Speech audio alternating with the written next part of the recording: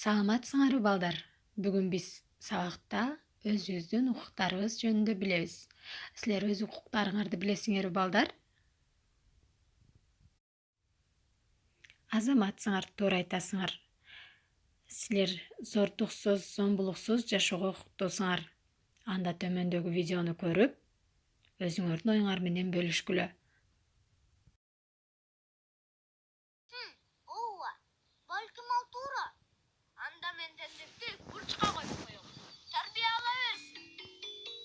А мен Алияны чаап уруп көрөм.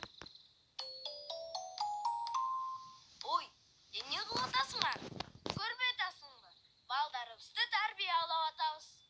Ооба, биздин сөзүбүздү угушсун деп. Бул менин кызым Алия. А бул менин уулум Тентек. Биз аларды жазалайбыз. Бирок анткен болбойт да. Эмнеге болбойт? А өзүңөргө жагабы? Силерди жазалаганда? Анча деле жакпайт. Мага да жакпайт. Туура. Анткени бул зордук, зомбулук. Эмне? Зордук, зомбулук? Ооба. А кызды урган зомбулукпу? Ооба. А бурчка коюучу? Ал дагы зордук, зомбулук ар кандай болот. Бирок баары тең жагымсыз көрүнүш. Балдар, а силерди жазалаганда эмнени сезесиңер? Ата-энем мага кыйкырганда менин кулагым ооруй баштайт. Анан мен аябай корком. А мага ата-энем көңүл бурбайт. Мени менен сүйлөшкүсү келбесе, мен ыйлагым келет. Мени бурчка койгондо мен аябай жаман көрөм. Урганда аябай ооруйт.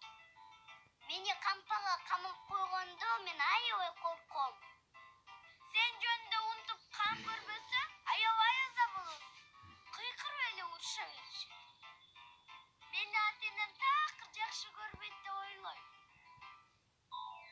Мунун баары зордук, зомбулукпу? Ооба. Ооба, карагыла. Бул жөнүндө Балдар укугу конвенциясында жазылган. Номер 19-бирине. Ого, мынасыга.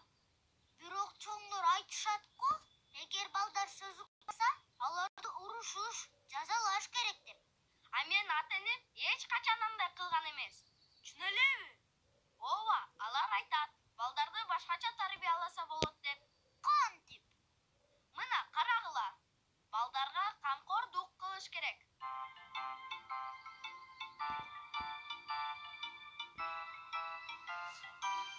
Ушинтиппи? Ооба. Анан дагы балдарга баарын үйрөтүш керек. Менин апам тамак жасаганды, анан үтүктөгөндү үйрөтөт. Өзүм баарын билсин деп. А менин атам маанилүү иштерди мага үйрөтөт. Ар кандай иштерди өзүнчө чаласың деп. Бул эң туура. А эгерде балдар сөз укпасачы? Алар менен сүйлөшүп түшүндүрүш керек. Эмне кандай кылып кылыш керек экенин. Ооба, менин апам дайыма ошентет. Эгерде Эми айткылачы балдар. Биздин ата-энебиз бизге дайым ушундай жакшы нерселерди үйрөтөбү? Же жанагы балдар айткандай күндө катуу сөздөрдү айтып, көңүлүбүздү оорутушабы? Өзүбүздүн ойлорубузду айтып көрөлүчү. Ата-энебиз бизге кандай жакшы нерселерди үйрөттү, эмнелерди алып берди, кандай тапшырмаларды жасаганда жардамдашат? Ошолор жөнүндө ой бөлүшөлүк, балдар?